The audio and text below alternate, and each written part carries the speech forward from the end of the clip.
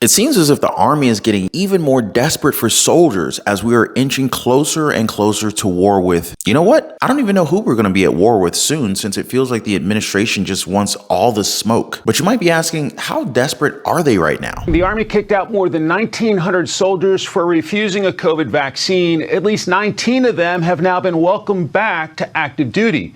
A letter signed by Brigadier General Hope Rampey, Army Director of Personnel Management, says, quote, as a result of the rescission of all current COVID-19 vaccination requirements, former soldiers who were involuntarily separated for their refusal to receive the COVID-19 vaccination may request a correction of their military records. The Army is struggling when it comes to meeting its recruiting goals.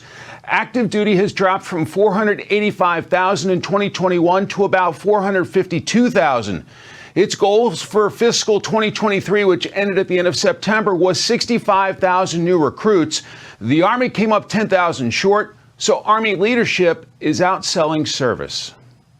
We're looking for more, a call to service to come into our ranks, and I think it will accelerate their life. So we'd love to talk about the opportunities to be in the Army or any of the services. Well, how the tables have, how do you say, turned? Now they're doing this because of the growing concern in Asia and how the president keeps calling China's president a dictator. I mean, he's done it multiple times. But here's something that has me just a tad bit worried.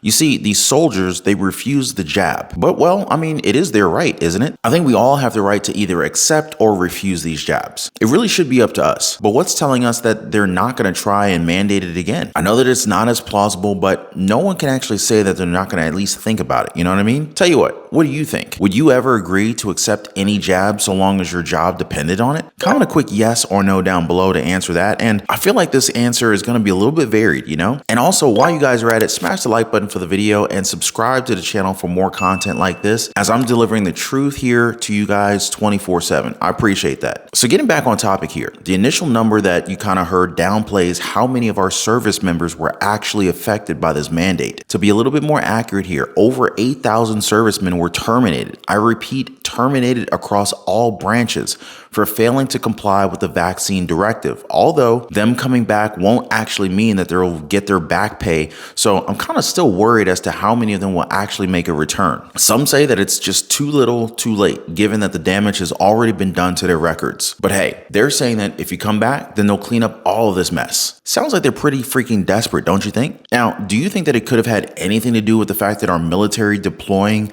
a medium-range missile system that was previously banned under the INF or the Intermediate Range Nuclear Forces Treaty that we had with Russia, but then backed out of it in 2019? Because they're pointing it soon at China, and all we're hearing is that this is supposed to deter China from invading Taiwan. I guess this kind of explains why the Army is okay with them going back on their word with regard to the C-19 mandates, given that we may be at wartime pretty soon. Hopefully not World War III, but who knows? Meantime, as millions get ready to gather for the holiday, health officials are urging people to take some extra precautions. That's because the CDC estimates there have already been up to 1.6 million flu cases. RSV infections are also on the rise, especially impacting kids under the age of 4. And COVID-19 still a concern for a lot of families, but only about 15% of adults have received that updated shot. So let's break it down and see what it all means, how we can protect ourselves and our loved ones, as the CDC's new director, Dr. Mandy Cohen. Dr. Cohen, so happy that you're here with us today. As we said, tons of people are on the road. People are going to be gathering. Not many people have gotten the flu shot or the COVID shot. How concerned are you about these holiday gatherings? Well, look, we love to gather during the holidays. And first, it's wonderful to be here with both of you. So fun. But as we get into the holidays, we need to protect each other. And yes, too few people have gotten the vaccine so far. And I know folks are over COVID and they want to leave it in the rearview mirror, but it's here with us. So the 3 reasons to get vaccinated: 1, the virus has changed. So you want the most updated protection you can get. Second, if you had COVID before or you've been vaccinated, that protection has decreased over time. So you want the boosted up protection.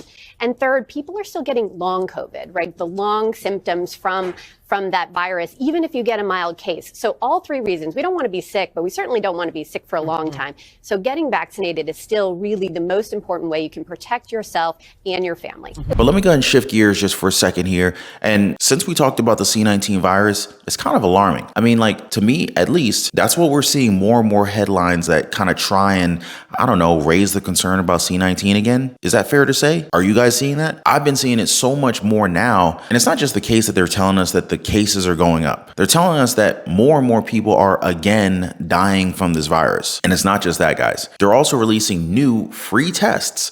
Like, are they trying to tell us something here? Do they want us to read in between the lines? Respiratory illnesses on the rise in many parts of the country. 7 states plus D.C. and Puerto Rico seeing high or very high levels. ER visits from the flu, COVID, and RSV all going up. We're seeing increases in flu and COVID hospitalizations, highest among those that are 65 and older. We're also seeing hospitalizations of RSV in our younger kids. We especially saw that happen in the southern states, which may have actually peaked already. Vanderbilt University in Nashville, Tennessee, seeing an uptick in patients battling the flu. Well, it's that time of the year again, and these viruses are starting to tick up. Certainly in our neck of the woods, we have within the past week seen a substantial increase in people hospitalized with influenza. The CDC estimates over 780,000 flu illnesses and nearly 500 deaths from October until last week. Besides that, the CDC is also saying that some states are seeing more hospitalizations with C-19 as we get closer and closer to the holidays. I know that they're connecting C-19 to cooler temperatures, but isn't it just a little bit convenient that they expect higher cases right within the season where most of us see our loved ones? I mean, you really can't make this stuff up, guys. Now, in line with this, they're also feeling mighty generous as free C-19 tests are coming back, folks. The government relaunching its tests on the website. Why do you believe that they're doing this now? They're giving Americans more options for even more tests. Where do the numbers stand? Right, Ariel. So the administration is really trying to encourage Americans to take advantage of these free tests ahead of what it expects could be a rise in COVID cases over the holidays. So our producer and reporter Cheyenne Haslett has learned that the government, as of today, will start offering 4 more tests for free on the website covidtests.gov. This is the website that relaunched this fall ahead of the winter season. And essentially, if you haven't ordered any free tests from there, you can get up to 8 tests free of charge per household. I guess you can technically say that they're free, although it's kind of hard to say that they are because they were most probably bought with our taxpayer money, but who am I to talk, right? It's not like I'm a government official. But why do you think that this is happening? Why are we suddenly hearing about this virus that I thought that we already had behind us? Oh, wait, is it because only 4.5% of our population has gotten the updated jab? Compared to last year, that is a 13% drop in demand. It's also another big reason why big pharma companies like Pfizer have seen their stock drop since many people seem to not want their C-19 products. You gotta wonder why, huh? Now again, I'm just putting the pieces together here. The last say, I always leave with you guys, so please share your thoughts down below in the comment section. And before I go, I just want to thank you guys for hanging out. Don't forget to get your free home warranty quote. There's a link in the description down below this video, and I'll see you guys on the next one. Take care.